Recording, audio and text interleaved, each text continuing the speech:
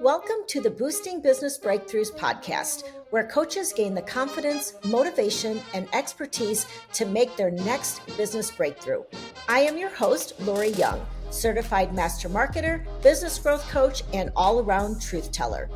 Breakthroughs can come with flashes of absolute clarity, sudden shifts in mindset, learning new skills, changes in habits, or anything else that changes the course of your coaching business. So if you're ready to be inspired and break through to your next level of growth, let's go. Welcome to episode 16 of the Boosting Business Breakthroughs podcast for coaches. Today, we are going to be talking about how having an online business manager on your team can actually help you grow your business. We'll be looking at what is an online business manager, and we'll be talking about the ways that you will know if you are ready for an online business manager and actually how they are able to support you. And I have a great guest with me today. Her name is Keldie, and I'm going to do a formal introduction, and then I'll do a little bit of an informal introduction. So Keldie Jamison teaches corporate dropouts, virtual assistants, project managers, freelancers, and others how to create a business leading and managing other entrepreneurs' online businesses, where they can create their ideal lifestyle, have great income opportunities, and make a real impact on the lives of their clients as an online business manager. She is a certified online business manager trainer, coach, and founder of the OBM Leadership Academy. With over 30 years experience working in corporate leadership, operations, and administration, she understands what it takes to lead, manage, and scale a successful business. Keldie has had the pleasure to work with some of the most influential, mission-driven, and passionate women in the online entrepreneurial world, helping them to grow their community, businesses, and teams. And in the process, she's been able to fulfill her own dream of empowering tens of thousands of women. And she's done that by helping her clients' business and team to run more smoothly so they can focus on transformations for their own audience and communities. But what I really want to say about Keldie, so Keldie, yes, she has a lot of really great experience that she's going to bring to you guys today. But Keldie secretly is my supplier of cheesies. And if you don't know what cheesies are, they are the Canadian version of Cheetos, and they are 10 times better than Cheetos. They are so addicting. So if you ever have an opportunity to go to Canada, and I don't think they're in Eastern Canada. I could not find them in Eastern Canada, but you're in Western Canada, right? Correct, yes. So Keldie was sweet enough to actually send me a little shipment of cheesies from Western Canada. And oh my gosh, my spouse and I devoured them.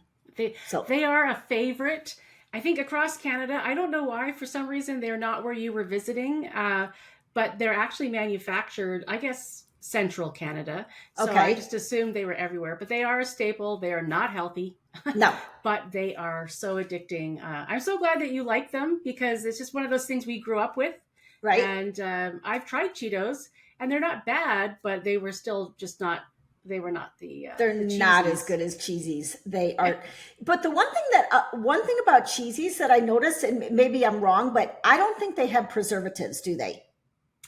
I'm not sure because they never last that long in anyone's exactly. house. And I think we were looking at that, and they don't have preservatives, which means when you open the bag, you need to eat them quickly because they don't last. That is true. They will go stale. Yes. Yeah. So that must be no preservatives. Well, thank you for inviting me to come on your podcast. I'm so excited that you are doing this and that you're helping entrepreneurs. And I'm really excited to be here. And yes, I am your cheesy supplier. Yes, you are. Why don't we start by you just sharing a little bit about your story? Like, how did you get into the whole world of OBMs? That's kind of the short for online business manager, and like how you got to doing what you're doing right now. So, oh my goodness, more than a decade ago, I decided that I was leaving corporate Okay. And I left corporate because I was disconnected from my youngest child. Mm-hmm. And I knew that I wanted to work online in some capacity. And I had heard the term virtual assistant, but I had never heard the term OBM or online business manager. And so I was trying to market myself as some kind of a virtual partner. I didn't know what I was doing. I took virtual assistant courses, realized that I could make someone a really ugly website, that kind of thing. I'm not creative that way. Uh-huh. And so what happened for me was I heard the term online business manager and then found the book, Becoming an Online Business Manager, read it and went, that is exactly what I want to do with people. This is exactly the type of industry I want to be in. I wanted to be Mm-hmm. remote so that I could connect with my children again, because this way I could work from home and I could travel and do all these kind of things with my family.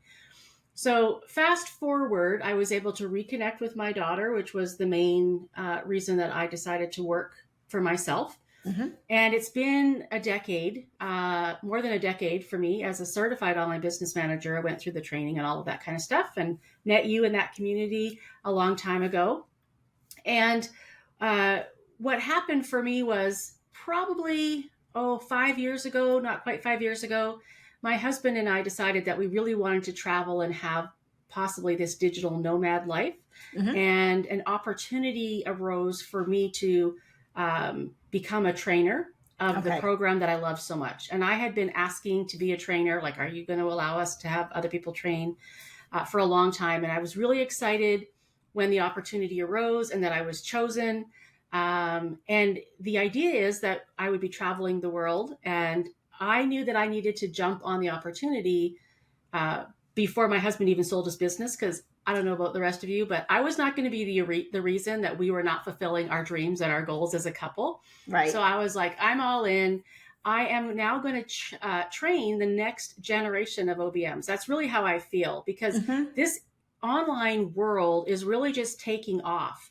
And, since things happened in 2020, more and more people have come online and are now discovering the industry, but more and more people are just coming online in general and building wonderful businesses, great ways that they're impacting and helping other people.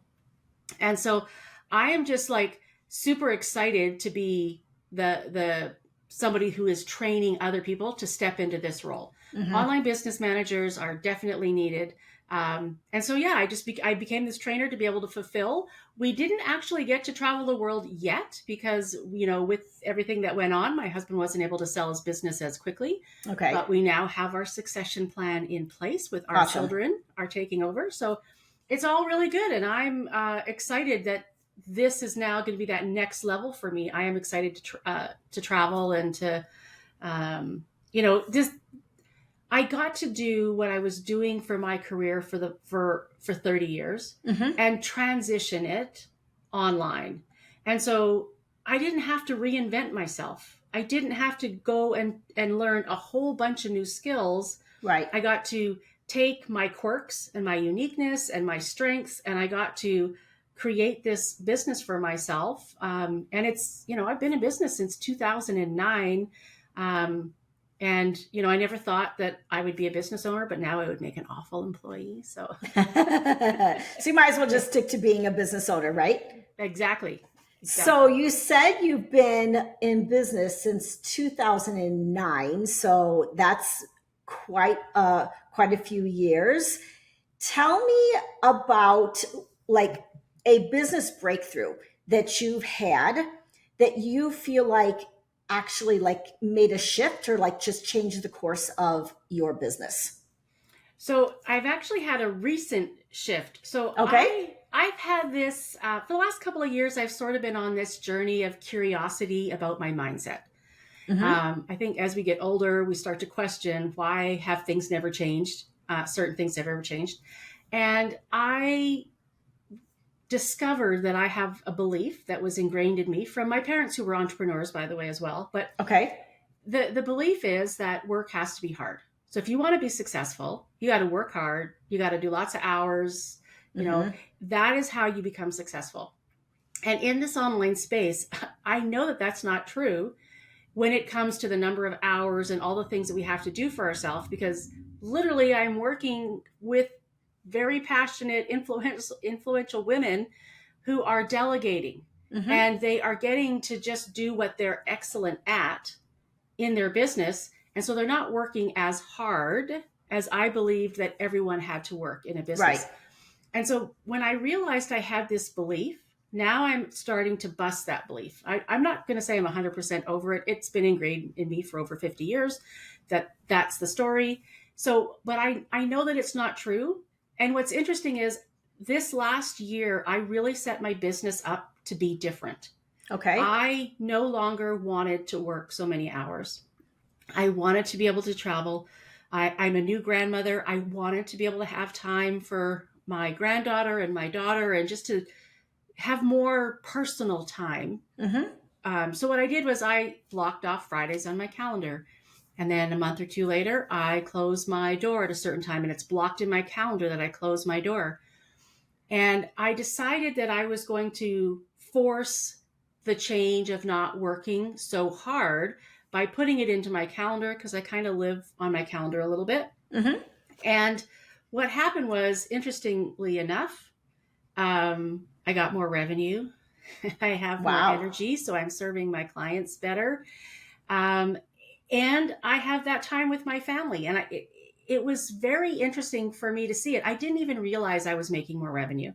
I wasn't necessarily tracking all of that for myself because I felt like I was still having to really cram a lot of work in that time. So I became very focused, which is better. And then when I would leave the office, I would close the door. And then when you started to look at my metrics and my numbers, and I'm like, wait a minute, I made more money this year and I worked less. Like, how do you, what do you think, how do you think that shift in your mindset and that change in the number of hours that you're actually working actually generated more revenue? I think part of it was energy from being able to rejuvenate myself instead of just, in the office all day long. Okay. I started to delegate off to a team, which is something that I was always managing a team for others. But then in my business, I started to delegate to a team. So I was not the one doing all of the stuff. And then I could also empty my head. So there was a lot more clarity, I think, than when I showed up for conversations for clients, that I had more energy. I was more passionate. I was more excited. Honestly, I really can't even tell you what the secret sauce was, except that those are the only changes that I made.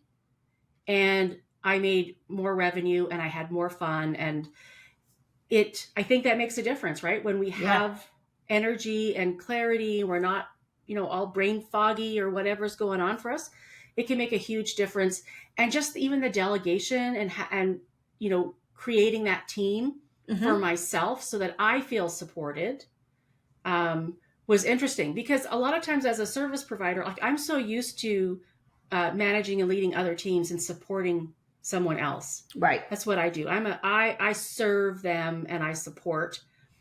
And then even though I didn't feel alone in my business because of our community and things that we're part of, I was alone in doing all this stuff. And it took that shift of, why do I believe it has to be hard? And actually looking at it, what is making it hard? Well, I'm doing everything. Right.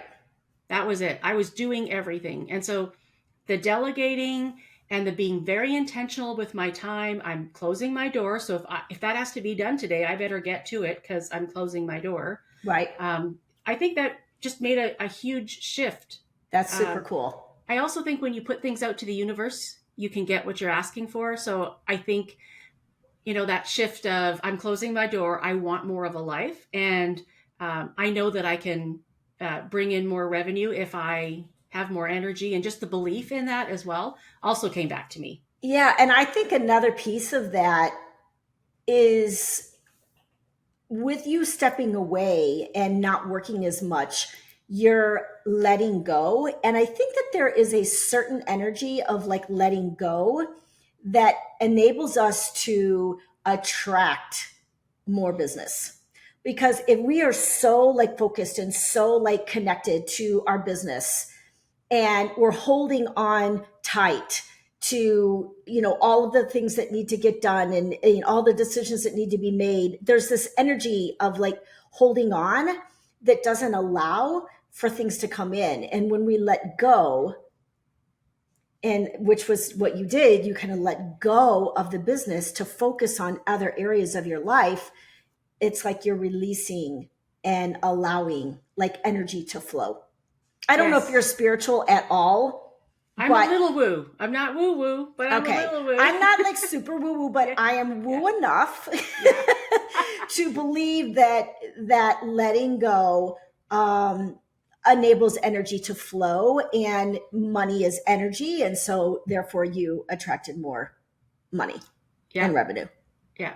I would agree with that. And just like you said, letting go, it brings calm. So yeah, I do agree with that. I do believe in that. So it's like when we tell people about, when they're working with a not so ideal client, and we're like, if you let them go, the right one can come in. But if you don't let go, you won't have room for that person.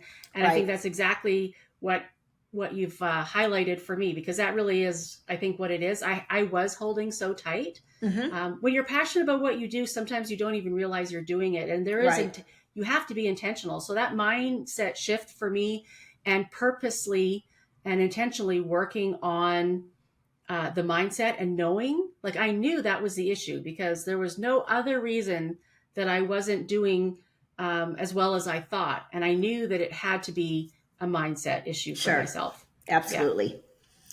Okay, so let's kind of dive into like your expertise. Maybe what we can do is just start with educating the listeners, for those of you that don't know, what is an online business manager? And maybe how do they differ from like a virtual assistant?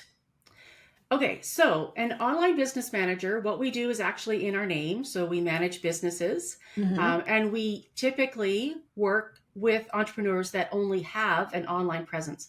Now, that has really shifted in the last few years. There is a lot more offline businesses or bricks and mortars coming online. So there's like a hybrid as well. Mm-hmm. But as a business manager, we are there to make sure that we have this little saying that the right stuff gets done by the right people at the right time in the right way. Mm-hmm. We are there to manage the business. So we're there to support the CEO of the business, taking things off their plate. We're helping with planning. We're helping with people. So managing the team, hiring the team, holding them accountable. We are looking at processes. So again, Mm-hmm. the good side of corporate, which is that there's a reason that we document what we do so that we don't have to reinvent the wheel every day over and over and over again. So we like to have a process in place so someone can go on vacation and someone can fill in. Mm-hmm. And the person on vacation doesn't have to dread coming back because it was all done wrong while they were gone, You're right. that kind of thing. And then like progress, so project management. We create that central hub for our clients, like for their business, because we are not in a typical office space. There's no place where people can just mingle around. So we hang out in a project management tool. Mm-hmm. And I don't think we do project management like in the offline world where, there's so many criterias and so many things that are in it. I find it simpler. It's a lot of detail. So don't get me wrong. There's a Right. lot of detail in what we do, but it is not necessarily the same as what other project managers have done in the corporate world. And then we're really there to just, support the team. So I Mm-hmm. am very people oriented when it comes to my team. Like I'm not techie people, and you don't have to be techie to be a business manager. We are Right. making decisions at that 30,000 foot view with the CEO, Mm-hmm. but we can get into the details so the team has what they need in order to move forward. So we are responsible for everything getting done in the business. So we are responsible that projects are getting completed, that plans are being made, goals are being set, and we're driving the business and the tasks and the team to achieve those goals. When we talk about a virtual assistant, first of all, virtual assistants do the task work. So they might be the person responsible for your website, your social media. They could be a copywriter. Virtual assistant's a wide term. It doesn't necessarily cover everything that someone could do. So they might niche down. So we say virtual assistant, but there's a wide variety of freelancers in that title. Right. And they're responsible for doing their role. So that's what they're responsible for. So if someone has a role of a social media manager, that's all they do. They're doing the social media. I mean, they could wear other hats, but that's all they're responsible for is what you've asked them to do. As a business manager, we're responsible for them. We're responsible for the tech person who's sending out your emails. We're responsible for the web person.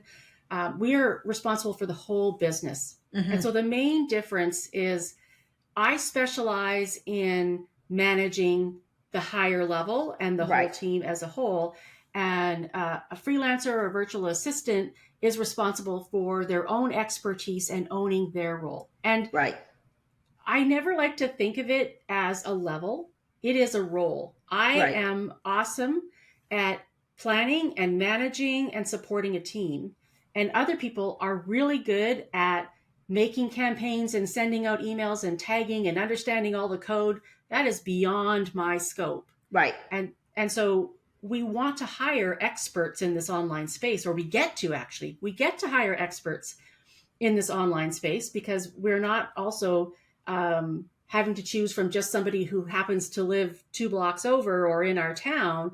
We get to look at people from all over the world who could be a wonderful, great fit for our teams. Awesome. Yeah, I think that explains it well. Just maybe even to give it an example. I am a certified OBM, but I'm a certified master marketer, right? And so I have on my team a virtual assistant, a social media content writer, a copywriter, a graphic designer, and a website designer. Me as the marketing manager and certified online business manager, I am managing that whole team. I'm helping manage the client's business and helping them set their vision and set their goals. I'm setting up the whole project plan for the team. I am managing the team and making sure that the team gets the things done that they're supposed to get done. If one of my team members leaves, then I have to hire another virtual professional to replace that person. And so I think you gave a good example of like the differences between, because what I find is that a lot of times business owners will hire a virtual assistant, and I'm talking about a general VA, and they're looking for that virtual assistant to fill the shoes of an online business manager. They're wanting them to set up the processes. They're wanting them to manage the team. They're wanting them to be like self-sufficient and not need any help. And it just is just not the role of a virtual assistant. No, it's not. And some entrepreneurs are hiring executive assistants and also expecting them to be an online business manager. And so let me define that role for you as well. Okay. Again, the OBM is responsible for everything getting done in the business, making sure that we're heading towards those goals, we're meeting milestones, we know what the plan is, we're making pivots. An executive assistant is there to assist the CEO in their role. That person they are assisting. So they are not responsible for everyone else doing their work. They're not responsible for wrangling those people. They are responsible for making sure that the CEO has time on their calendar to do the work that we as OBMs request that they do. They are there to manage their inbox. They are there to support that person in finding the time. And maybe they do follow up with an OBM or a team member because they've been asked to, hey, can you follow up with that person and get me the answer? But they're there to support the CEO himself or herself. They are not there to run the business. And so sometimes CEOs think, well, this person is managing me so well, they can just manage the team and they can manage all the projects. Something's going to give. If you are managing the CEO and now you're managing the business as well, something's going to suffer because the roles are separate. And sometimes as an online business manager, we push back on our clients with priorities, plans, the treatment of the team, the workload, right? And that's not really the role of an executive assistant, to question the CEO and to push back. That's our role. Right. So it's a different role. Don't expect too much, because if we get pulled in the weeds ourselves, balls will drop. This is why we need to stay at that 30,000 foot view.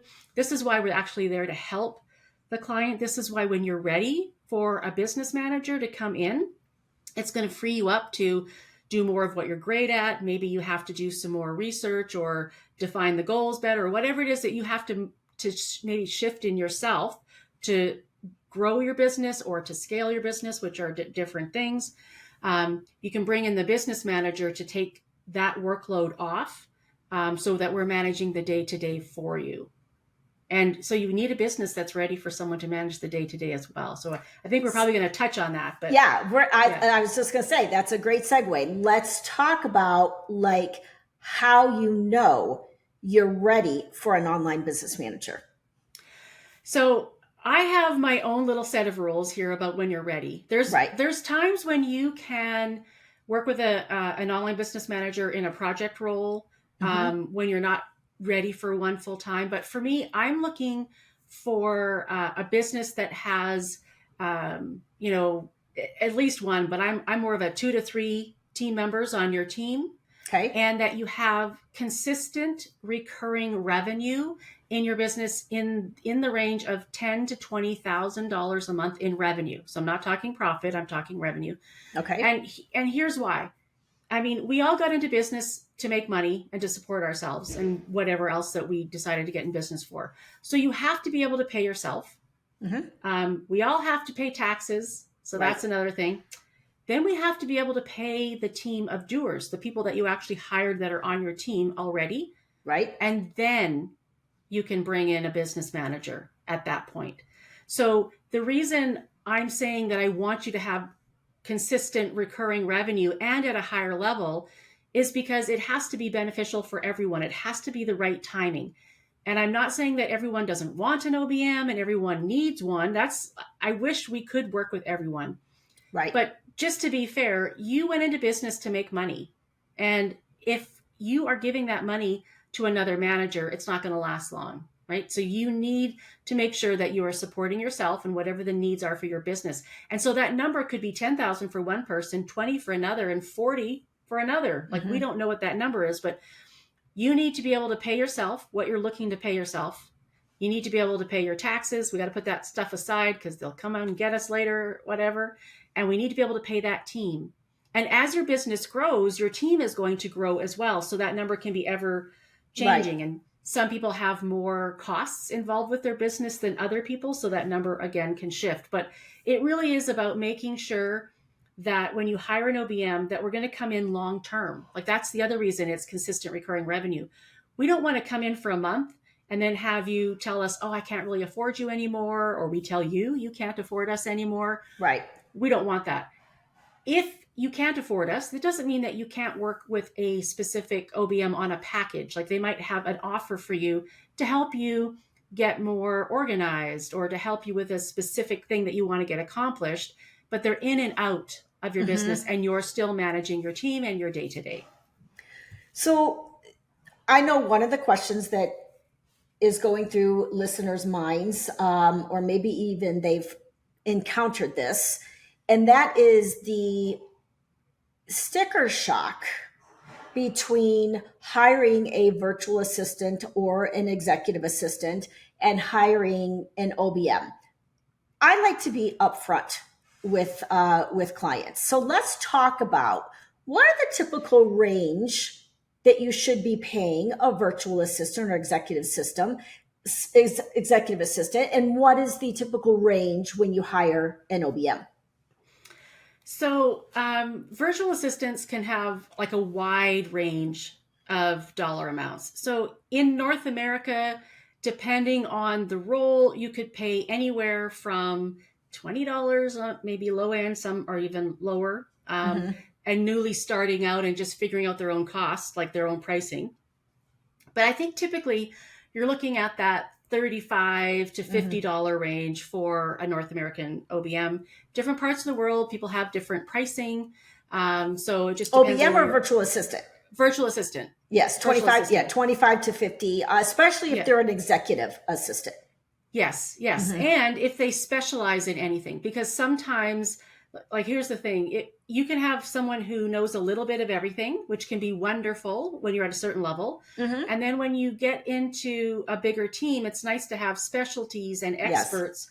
And so we pay more for them, but you're literally getting more. You're getting that expertise. They know how Yes. to fix problems. They're owning it. They can give you advice. And so if you had to pay somebody who didn't really know what they were doing, let's say you're paying them $25 an hour and they're figuring it out and you're paying that time. And then you Right. have the expert who's charging you $50 an hour or more, and it takes them 20 minutes Right. because they literally have a system. They know how it's working. They can get in and they can get out.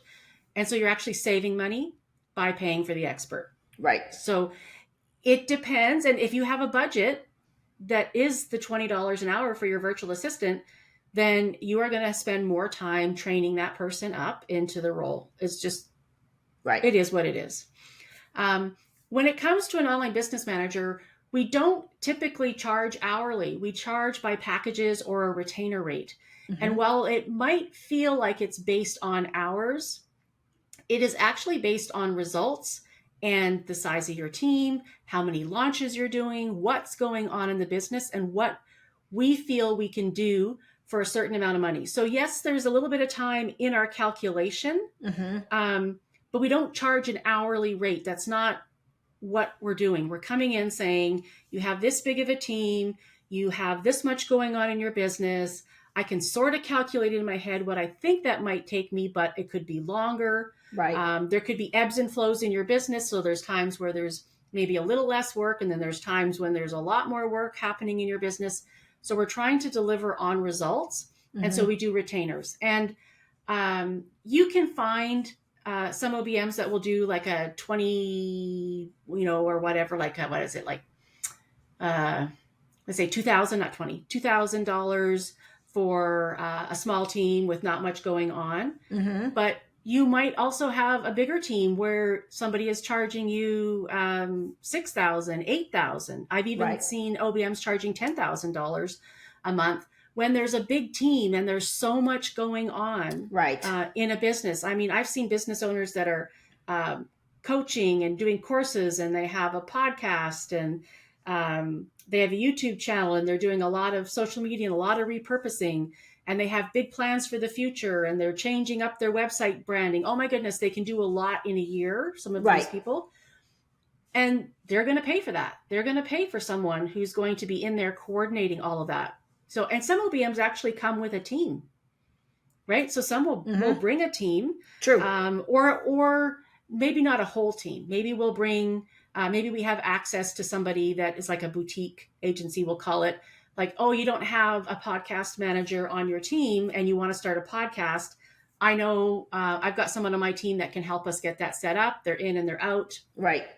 So there's different ways that an OBM can work. But, I would say typically a business that's ready for an OBM, and I don't want to say full-time, because full-time, by the way, for me, full-time means the amount of hours I'm willing to work. I'm willing to work. Right. Not what you think I need to work, what I'm willing to work. Right. Okay. It's one of that's how I determine. So if I say to someone, you are going to be my only client, it doesn't mean that I'm going to work what you think is 40 hours a week in your business. It just means you are my main focus. Right.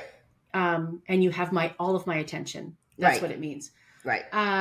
And again, you're paying for the results. So I think typically people can expect to pay between $3,000 and $5,000 a month for an OBM. Mm-hmm. And if your team is bigger and you do more launches and you have a lot going on, right, you're going to pay more. And it is about managing the team. You might not think it is. And this is the other thing. A lot of business owners think that everything takes 5 minutes. And I get it. When you were bootstrapping your business, it did take you 5 minutes, but you probably didn't look at the clock and it took you 20. And there's a reason that you're not getting the things out of your team that you need. And that's because you're not managing it well enough. And it does take time to manage and support a team. It takes longer than people think.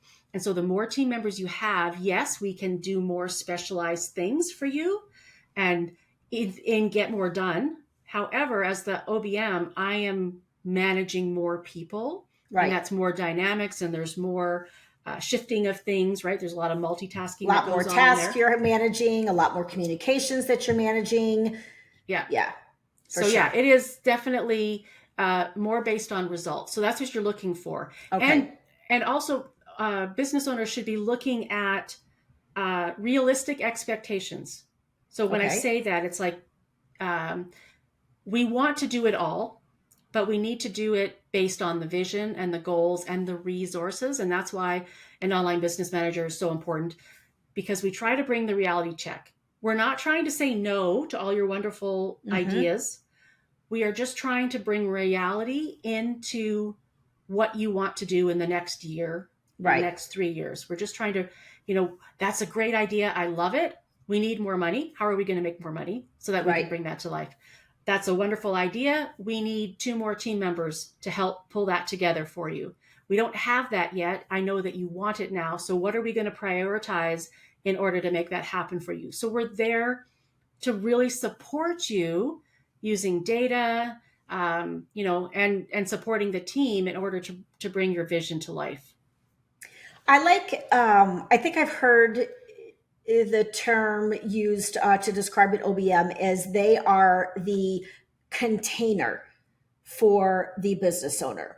So, especially like if you are a visionary type business owner, and a visionary has a lot of great ideas. They're usually quick starts and they have a ton of different ideas, and they're like just spouting off. Let's do this, let's do this, let's do this.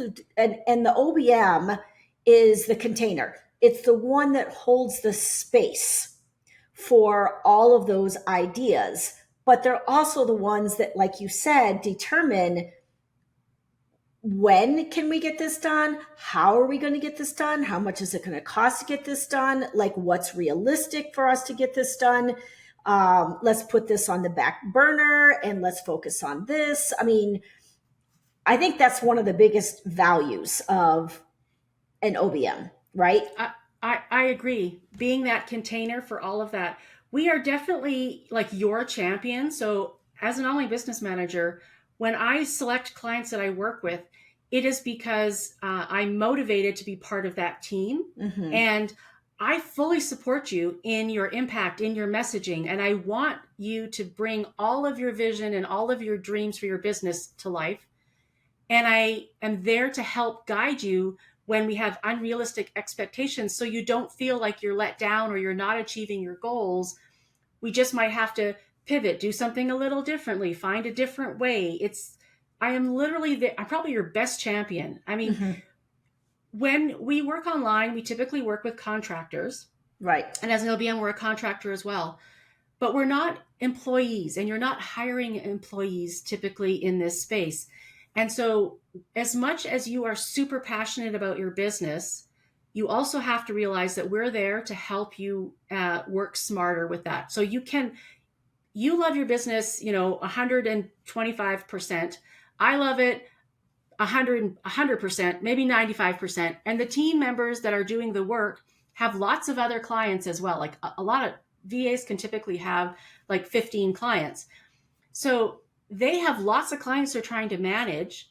And so they're not an employee. So when you think everyone should just like buckle down and get this done for me, is not realistic when you're working with a contractor, Mm-hmm. because you are not their sole source of revenue for their business. They have others, so we need to be there to help manage that. We Right. want to support the contractors. What do you need? We want to make sure that there's planning involved, so there's ample time for that kind of stuff. And we're bringing that reality to you because you get the benefit of hiring a contractor, but you have to then allow there to be planning and space Right. in order for all of that to be achieved. So we are your biggest champion, but you can't expect that from everyone on the team, because they would have started your kind of business if they wanted to be you. They started a different type of business, Right. and they're serving other people besides you. So let's talk about in order to be successful with an OBM. I think we've covered a lot of what an OBM does and like the benefits to an online business person, like having an OBM. Let's talk about, to be successful with an OBM, what has to happen mentally for the CEO of the business? Where do they, like, what kind of mindsets do they need to have to be successful with an OBM? I'm so glad you brought this up, because actually when I talked about when is someone ready for an OBM, I talked about money and the size of the team.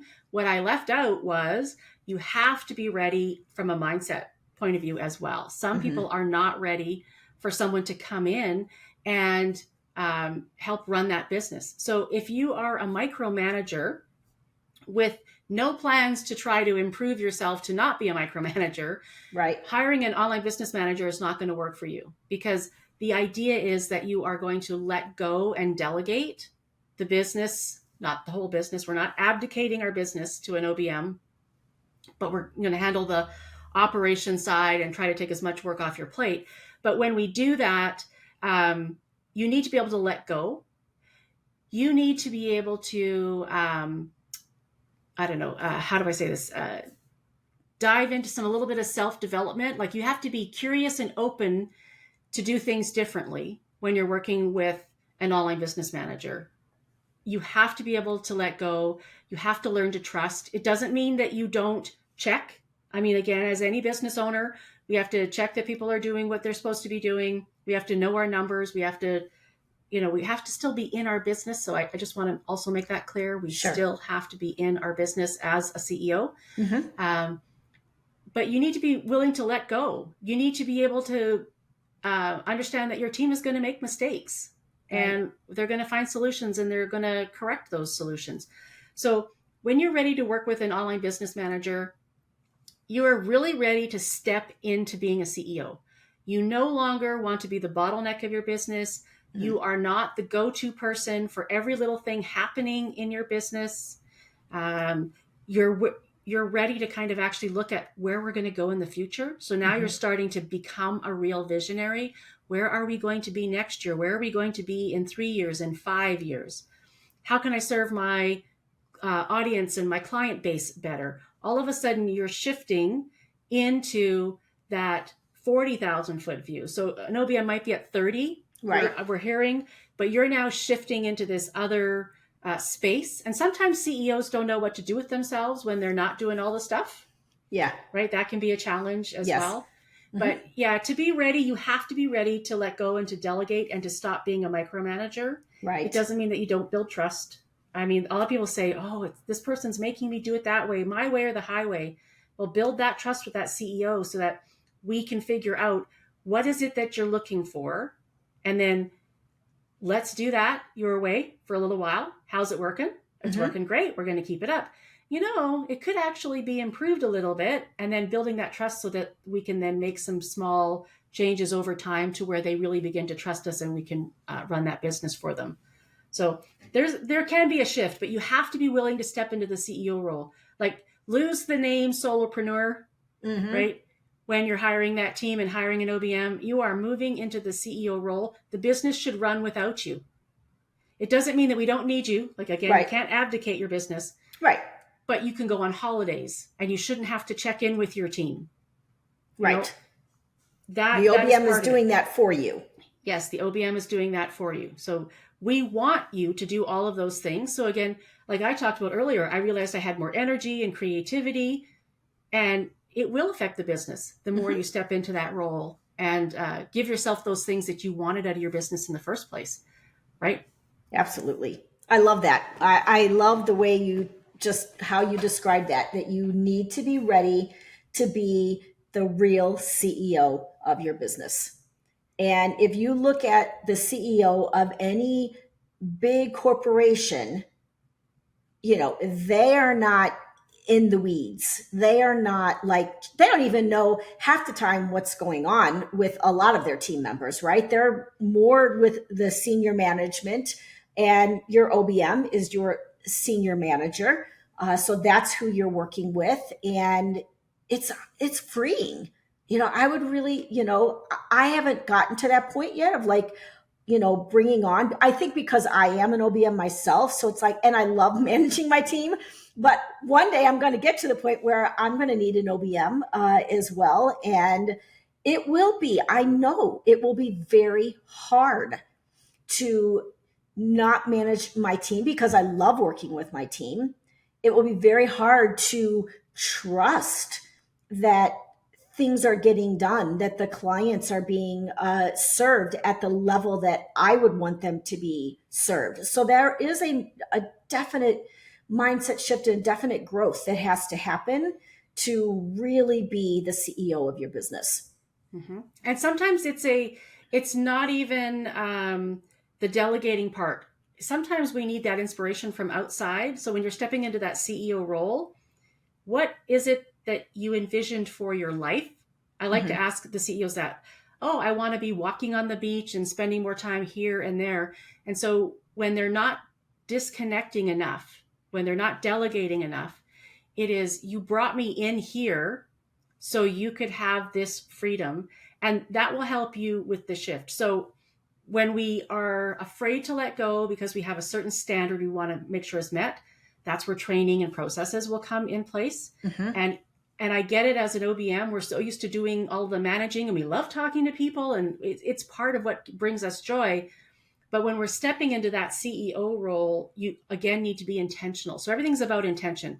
I'm stepping into this role because when I do this and I delegate to my team, and we might do it slowly and over time, but now I'm going to go get to do these things that I really, really have been wanting to do and have been looking at for a long time. And, as we're building that trust with our OBM and with our team over time, it really does become freeing, and they won't want to go back. So this is like a person that's been in business for a long time that's making higher revenue than some other business owners. And they've maybe had an OBM they've worked with in the past, and a new one comes in, because sometimes what got you here won't get you there. You might need a different personality or something. But what I like to see in that is that they're better and better at delegating, is what I'm noticing. Like the bigger the team, the higher the revenue, and the maybe they've gone through a couple of OBMs over time. Again, what got you here might not get you there. So what I like, though, is that they're usually really good at delegating at that point. Like they figured it out. I didn't, I needed to bring you in because you specialize in this, and the other one didn't want to work that many hours and thought my team was too big for them now. And so they were, I brought in someone else, and all of a sudden the energy changes. But I think they learn, like CEOs learn over time. Oh, that was really good. Oh, I didn't like this so much. I'll address that when I work with the next person. But man, I love this. I know what I'm looking for. I'm getting that feeling. Yes. And I think the more support you get, the easier it's going to get for you to let go. Right. And I think the one last thing that I want to mention about like mindset, I think that the CEO needs to be ready and able to be challenged. Yes. Because in OBM, if they're a good OBM and they're doing a good job, they are not afraid to push back on the CEO, not in a mean way, not in an unhelpful way, but in a real way that they feel is beneficial to the business. I mean, they are seeing things that maybe you're not seeing as the CEO, and they will challenge you. And it doesn't mean that their way is the highway and you have to do things their way, but you have to be open to saying, interesting, that's an interesting perspective. I didn't think about things that way. I'm willing to try that and see how it works out. For sure. That is 100%. You have to be open to someone challenging your ideas. And it's, again, we're not trying to say no or saying that your ideas aren't good. But we actually, when you hire us, thank you, CEO, for hiring us. But we are there to serve the business and not you. Like, you're there and you might think you're the business, but we want you to be the CEO, not a solopreneur. We want you to be the CEO. And as the CEO, you're trying to do what's in the best interest of the business. And so are we. And so that might mean that we might challenge you on certain things, but we're really there to be your partner. So we want to be that sounding board. We want to say, yeah, I like what you're wanting to do. I've been with you for a while, and we might want to do some testing first on something, because I don't feel like our audience is going to resonate with that. We're not saying you're wrong, but we might want to just have you do some testing. We might come to you and say, the way that you spoke to that team member today on the team meeting that you were in was really not a great way to handle that. We're going to push back, and we're going to tell you that. We're also going to expect you to tell us. Right.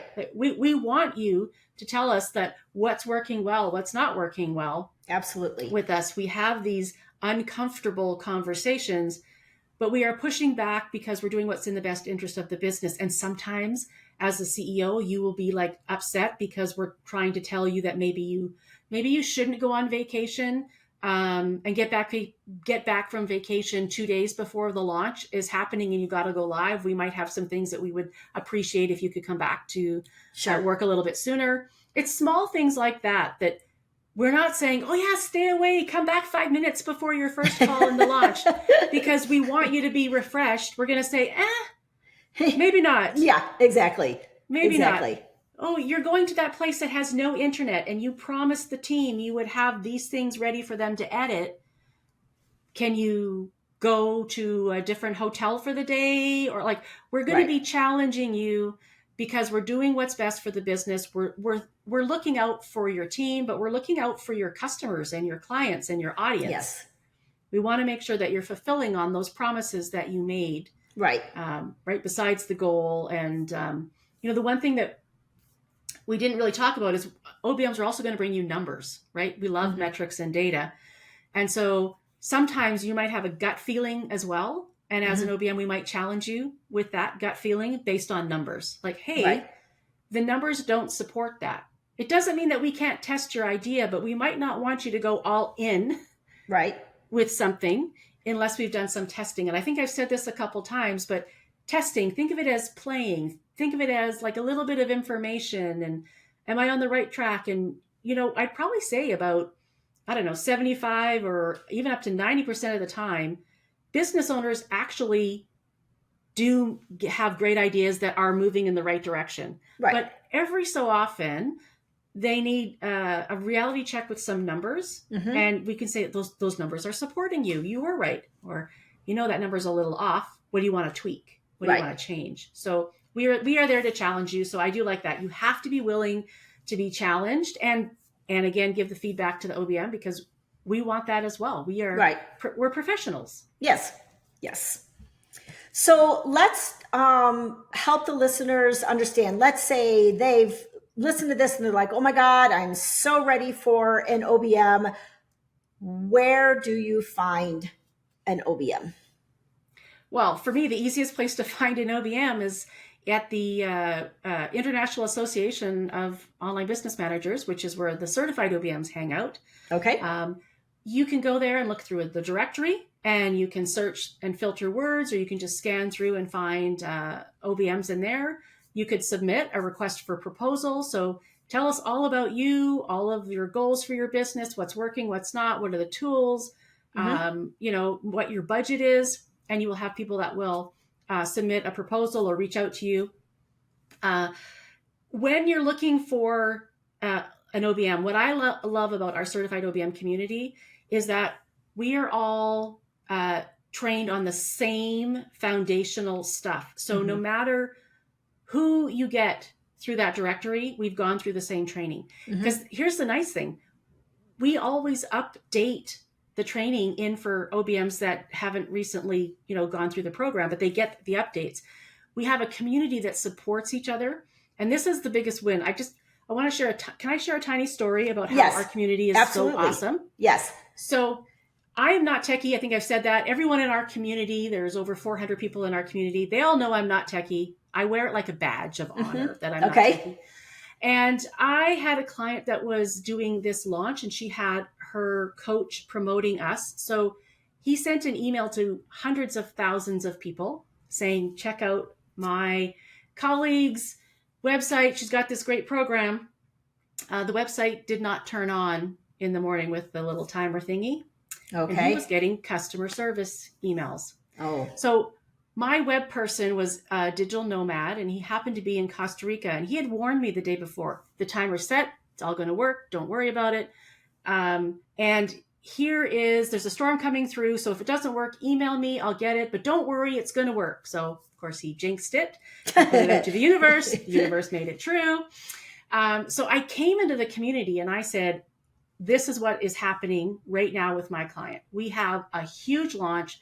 Day one, it didn't turn on. I need help. Who can help me talk to a person who can fix this? Not an email intro. I need it now. Right. I went in there. I had a couple people respond with they thought they had someone they could hook me up with. And then there was another certified OBM in that community who was very techie. So we have lots of smart cookies in a variety of backgrounds, and jumped on a call with me, looked at the project management task outline that we had. And she said, I think I can help you. And so she went in, I let her in, she fixed it in 15 minutes. And when we were done, I was like, send me an invoice. I don't care. Thank you so much. We were up and running. And she was like, no charge, which I'm still flabbergasted at because I'm willing to pay. But she said, I know you'll give it back. I know you'll give it back in another way. I know you're not techie. You will give it back in support to another member in a different way. I am happy to help you out. And what happened was my client herself was super impressed because she was like, you had a community that supported you. They weren't supporting me. I said, yeah, no, they were not supporting you. They were supporting me. We have all these great people in our community.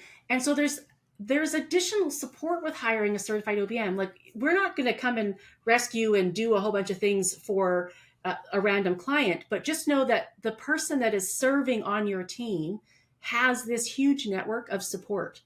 We have, extra mentoring in our group. Where they can come for advice. We have the members themselves will have coffees with people to help them figure out a problem and support them.